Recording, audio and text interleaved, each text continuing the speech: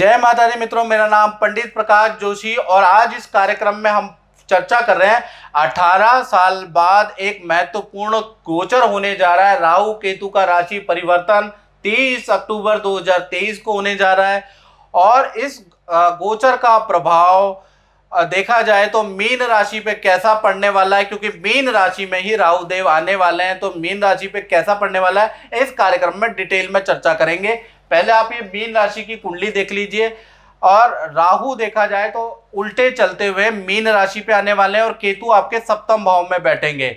यानी देखा जाए तो राहु का जो ट्रांजिट आपके दिमाग पे हो रहा है, आपके सर पे जो हो रहा है, आपकी राशि पे जो हो रहा है, तो कहीं ना कहीं आपको शक्की मिजाज का बना देगा। भूत प्रेत आत्माओं पे आपका विश्वास बढ़ जाएगा या कुछ लोगों को ऐसा आभास होगा कि मैंने देखा हुआ है, किसी को पूर्वजों से देखना, पूर्वजों के सपने आने लगेंगे, आभास होने लगेगा। यानी भूत प्रेत पिशाच नेगेटिव एनर्जी में आपका विश्वास बढ़ जाने वाला है। या ऐसा लगेगा कि मेरे अंदर ऐसी चीज हो रही है।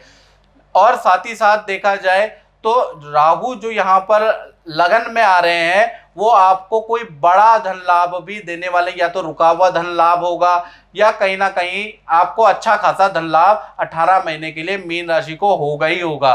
विदेश संबंधी काम में आपको सफलता मिलेगी। विदेश जाना चाहते हैं, इंपोर्ट एक्सपोर्ट का काम करना चाहते हैं, विदेश में रहना चाहते हैं, विदेश में जॉब करना चाहते हैं, तो उन कामों में राहु देव आपका साथ देने वाले हैं। साथ ही साथ देखा जाए तो विद्या कोर्ट केस में आपको सफलता मिलेगी। जो स्टूडेंट है उनके लिए 18 महीने बहुत अच्छे हैं। जिनका कोर्ट केस चल रहा है तो उनका भी कहीं ना कहीं बैठ के निपटारा हो जाने वाला है कोर्ट केस का।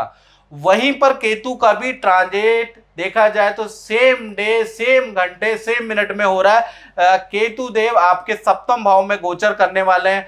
यानी कि देखा जाए तो इसका जो प्रभाव है केतु का, क्योंकि सप्तम भाव मैरिड लाइफ है, तो इसका प्रभाव आपके मैरिड लाइफ या लव रिलेशन पे पड़ेगा। यानी कि यहाँ पर 18 महीने आपकी इम्तिहान होने वाली है। यानी कि पार्टनर से बड़े मतभेद आपके रहेंगे, पार्टनर को हेल्थ इशू का सामना करना पड़ेगा या पार्टनर को अचानक चोट लग सकती है।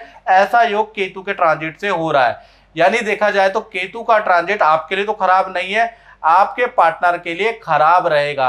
राहु का ट्रांजिट आपके मिजाज को थोड़ा संदेह वाला बना देगा, शक की मिजाज बना देगा, लेकिन फाइनेंशियली राहु का ट्रांजिट मीन राशि वालों के लिए लाभकारी है। तो मित्रों, इस कार्यक्रम में बस इतना ही। मुझे दीजिए इजाजत। जय माता दी। चलिए, कार्यक्रम में दर्शक साथ बने हुए हैं, दर्शकों से बात करेंगे। हेलो। हाँ जी। जय माता दी, बहुत स्वागत है आपका। नाम बताइए अपना। Krishna Lal ji. Date of birth बताइए कृष्ण जी। हाँ जी, अपना 31 अक्टूबर 1963। 25 अक्टूबर 1963। 31 31 अक्टूबर 1963। हाँ जी, हाँ जी। ओके जी। टाइम बताइए। 11:50 रात्रि के। 11:50 रात्रि के। हाँ जी, हाँ जी। ठीक है जी, मैं 1 मिनट लगा लेता हूँ। जन्म स्थान बताइए। नंगल डैम, पंजाब। कहाँ पर जी? ये रूपनगर डिस्ट्रिक्ट है। अच्छा, रूपनगर डिस्ट्रिक्ट। ठीक है जी। हाँ जी। क्या जानना चाहते हैं बताइए। सर, बिजनेस के बारे में। जी जी। किस टाइप का बिजनेस करते हैं आप? मेरा फोटोग्राफी का है। ठीक है जी, बहुत बढ़िया बहुत बढ़िया। अभी क्या है ना, आपकी राहु की महादशा चल रही है, राहु 2030 तक है। राहु की दशा में खर्चा ज़्यादा रहेगा आपका महाराज। अच्छा।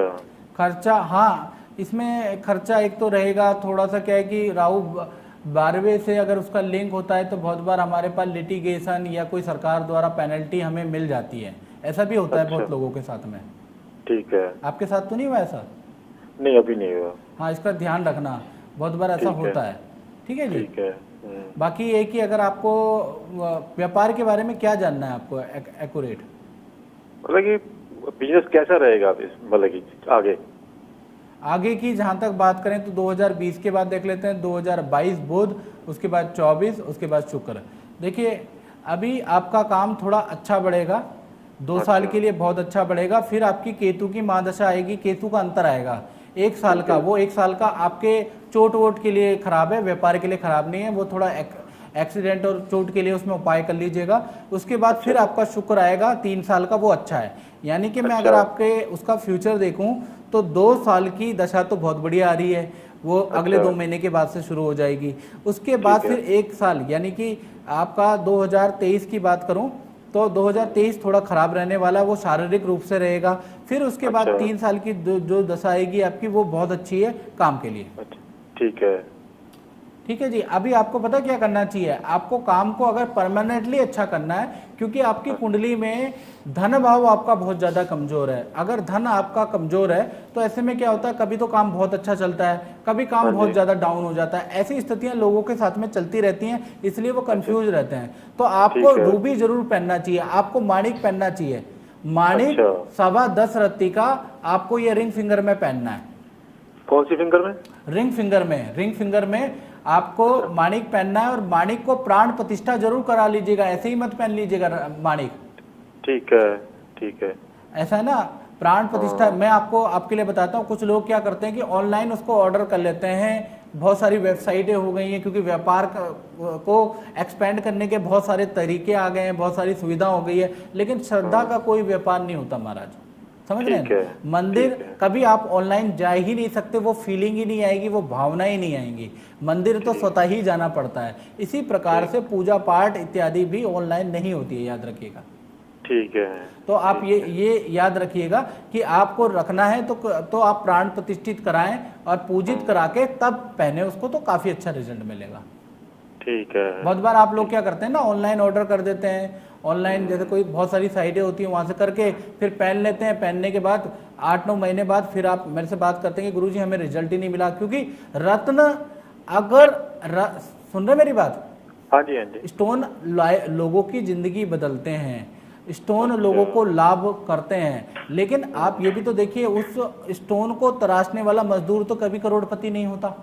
हाँ जी, हाँ जी। कारण क्या है कि वो स्टोन तराशता है, उसके बाद उसको भगवान की तरह, भगवान के तुल्य बनाने के लिए उसका एक और वेदों के अनुसार चरण है, वो उसको कहते हैं प्राण प्रतिष्ठा। प्राण प्रतिष्ठा पूजित करके ही आपको रत्न पहनोगे तो आपको अच्छा रिजल्ट मिलेगा। अच्छा अच्छा अच्छा। ठीक है जी। ठीक है, ठीक है। जय माता दी। जय माता। नमस्कार, मेरा नाम शशि गोला है।